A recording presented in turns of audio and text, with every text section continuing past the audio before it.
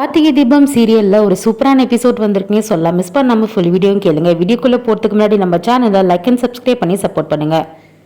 பார்த்தீங்கன்னா கார்த்தி நம்மளோட ரேவதியோட ஃபங்க்ஷன், அதாச்சும் சாமுண்டீஸ்வரி பிடிவாதமாக நம்மளோட கார்த்தியை வர வச்சிருக்காங்க. ஏன்னா இதெல்லாம் பார்த்து வயிறு எரிஞ்சு போனோம் அப்படின்னு சொல்லிட்டு ஒரு பக்கம் பார்த்தீங்கன்னா ரேவதியோட ஃபங்க்ஷன் நடந்துட்டு இருக்குது. மருதுக்கு பார்த்தீங்கன்னா இப்போ கார்த்தி எல்லாமே நடந்தாலும் பரவாயில்ல, எப்படியாச்சும் ரேவதி கல்யாணம் நிறுத்திடுவா, அவளே நிறுத்திடுவா அப்படின்ற மாதிரி நம்ம கார்த்தி நினச்சிட்டு இருக்காரு.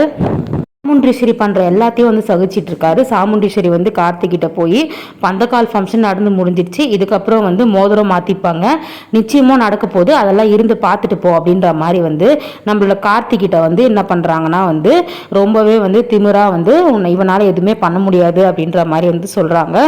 ஸோ கார்த்திக்கும் மனசு ரொம்ப கஷ்டமாக இருக்கும். ஏன்னா ரேவதி அவங்களோட ஒய்ஃபாக இருந்தாலும் இதெல்லாம் கண்ணு முன்னாடி பார்க்கறதுக்கு வேறு வழி இல்லை அப்படின்னு சொல்லிட்டு அவருமே கஷ்டப்பட்டு இதெல்லாம் சகிச்சிட்டு இருப்பாரு. மருதுக்கு பார்த்தீங்கன்னா அங்கேருந்து அதாச்சும் அவர் நெட்வொர்க் வச்சுருக்காரு இல்லையா, அந்த தப்பான ஒரு தொழில் பண்ணிட்டு இருக்காரு. அதில் பார்த்தீங்கன்னா கால் வந்துட்டே இருக்கும்.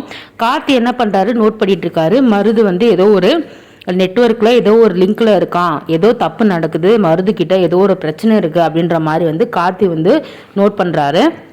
நிச்சயம் நடக்கும்போது பார்த்தீங்கன்னா ஒரு கால் வருது. அப்போ பார்த்தீங்கன்னா மருது பார்க்குறாரு. பார்த்துட்டு உடனே ஒரு நிமிஷம் சொல்லிட்டு கிளம்பி போகிறாரு. திருப்பியும் பேசிட்டு வந்ததுக்கப்புறம் கொஞ்ச நேரம் அப்படியே இருக்காரு. திருப்பியும் கால் வந்ததுக்கப்புறம் போகிறாரு. இந்த மாதிரி பண்ணுறதுனால கார்த்தி அதை நோட் பண்ணுறாரு. அது மட்டும் இல்லாமல் நேற்று நம்ம ஒரு ஆளை பிடிச்சோம், புதுசாக இங்கே வந்திருக்கான் இவன், அந்த நெட்வொர்க்காரனும் புதுசாக தான் வந்திருக்கான். அது மட்டும் இல்லாமல் அவனை அடித்தோம், அதே மாதிரி காயம் முகத்தில் இருக்குது அப்படின்னு சொல்லிட்டு நோட் பண்ணிட்டு இருக்காரு. கார்த்தி பார்த்தீங்கன்னா கூடி சீக்கிரம் மருது ஒரு தப்பானவன், இது ரேவதிக்கு சும்மா கூட அவன் வீட்டில் இருக்கிறது எல்லாருக்குமே ஆபத்து அப்படின்ற மாதிரி தெரிஞ்சுக்க முயற்சி பண்ணிட்டு இருக்காங்க. நம்ம சாமுண்டீஸ்வரி பார்க்குற மாப்பிள்ளை எல்லாமே இப்படி தான் இருப்பாங்கன்னு நினைக்கிறேன். ஆல்ரெடி மகேஷ்னு ஒருத்தர் வந்தார், அவருமே தப்பானவர், இவருமே இப்படி இருக்காரு. ஸோ இதை வச்சு பார்த்தீங்கன்னா கண்டிப்பாக கார்த்தி கல்யாணத்தை நிறுத்திடுவார். மனவேன வரைக்கும் போய் நிறுத்துவாரா அப்படின்றது தெரியல. ஸோ இன்னும் பார்த்தீங்கன்னா 6 மாதம் இல்லை 3 மாதம் டைம் இருக்குது கல்யாணத்துக்கு அப்படின்ற மாதிரி சாமுண்டீஸ்வரி சொல்கிறாங்க. அதுக்கப்புறம் தேதி குறித்து கல்யாணத்துக்கு ஏற்பாடு பண்ணி கிராண்டாக பண்ணிக்கலாம் அப்படின்ற மாதிரி பேசிகிட்டு இருக்காங்க.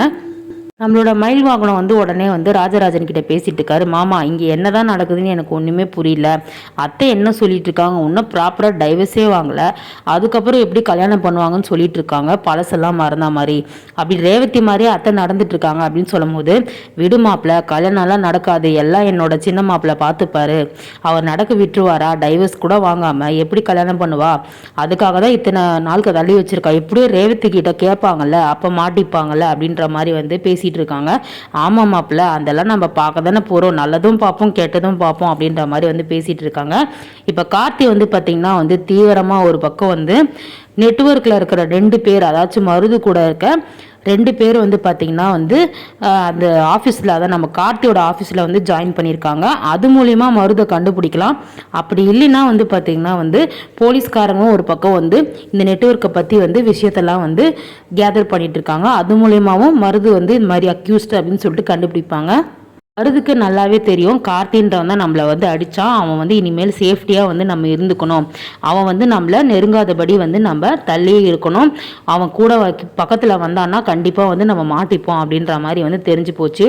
அதனால் பார்த்திங்கன்னா மருது சில விஷயங்கள்லாம் சேஃப்டியாக இருக்காரு, சில கார்த்திக் கண்ணில் படாத அளவுக்கு இருந்துட்டு இருக்காரு.